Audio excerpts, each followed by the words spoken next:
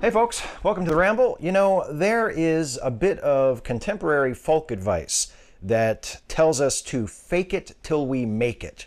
And that can actually be good advice, depending on the circumstances. In recent weeks, I've been doing more blabbing my ideas as opposed to video responses to other people's thoughts and words. So it's been mostly me yakking.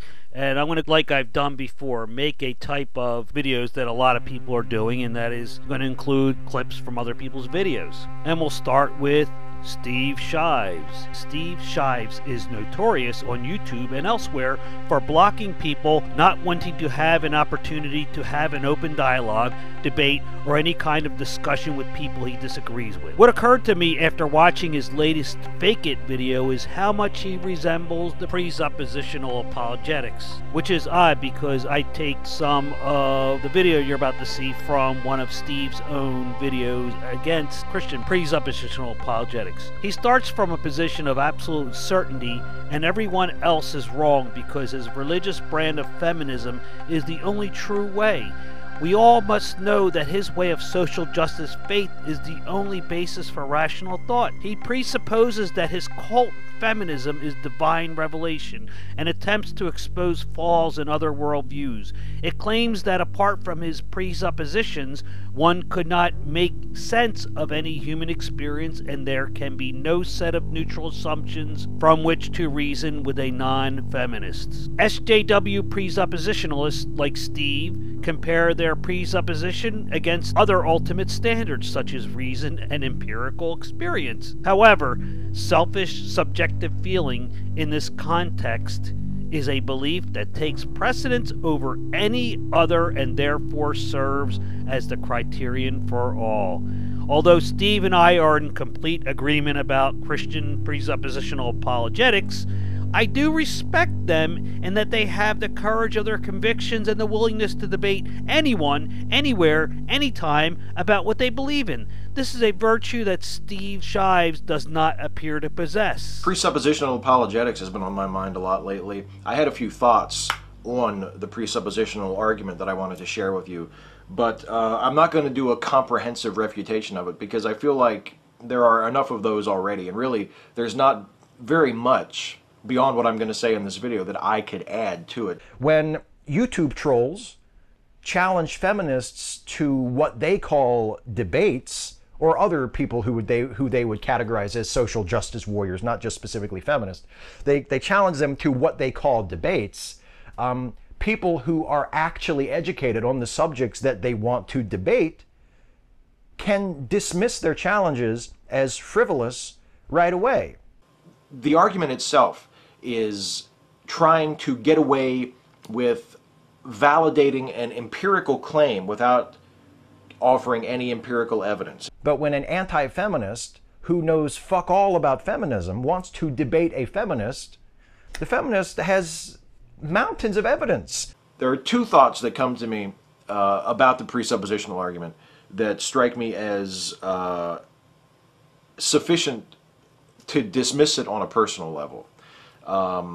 They won't be very persuasive to the presuppositionalist, but then again, probably nothing would be very persuasive to the presuppositionalist. You probably notice that I stick at a fairly basic level. I don't presume to educate people on a fairly advanced level for most of these subjects because I don't have an advanced understanding myself. The entire presuppositional argument is essentially a dodge to avoid having to demonstrate its underlying premise. Okay, I'm not going to debate that person because they have no fucking clue what they're talking about. And why would a person who is informed and educated on a given subject want to waste time debating someone who obviously has no fucking clue what they're talking about? Trolls on YouTube, when they are trying to shine themselves up by doing something superficially altruistic or appearing to reach across the aisle to have what they claim they want to be a reasonable and fair discussion with someone who is an ideological opponent of theirs.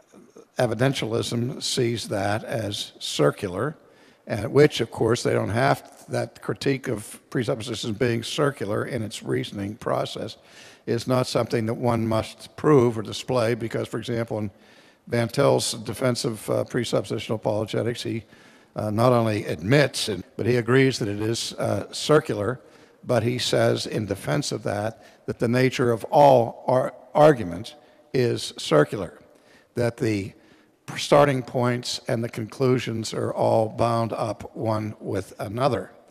It's obvious, again, as with Trump, from the moment they open their mouths, that they have no idea what they're talking about. They lack a fundamental understanding of the subjects that they are not only explaining, but attempting to critique, attempting to refute. The target audience for those videos isn't feminists, for example. It isn't people who know anything about the subjects. It's people who don't know any better. And that's why people on YouTube can talk about subjects that they obviously know nothing about, but still maintain a certain level of credibility among their audience, among their followers, because their credibility relies on the ignorance of their followers. They're able to maintain credibility among people who are poorly informed enough to consider them credible. And this becomes a problem from their perspective, and I say from their perspective because from my perspective, it's always a problem.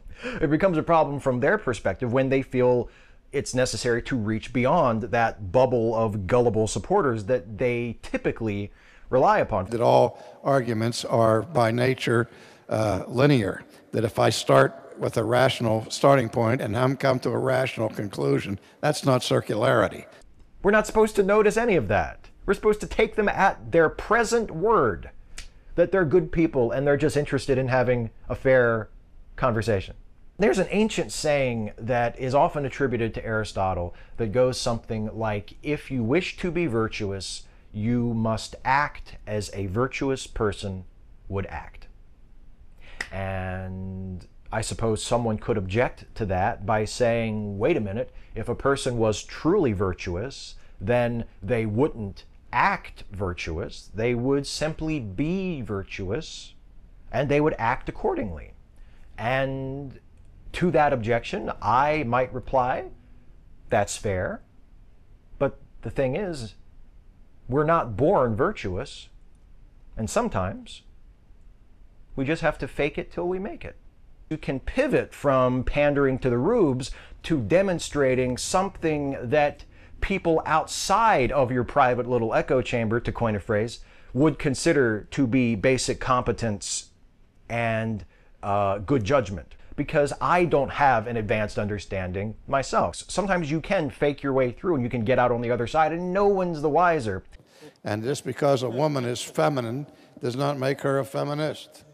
All right? We want to be rational. To be rational is to think in a sound way. Thank you again for tuning in to Radio Unapologetics. Please check Disturbing Trends on social media sites, links below, and do click on that subscription button because we are unapologetic about our passion for you.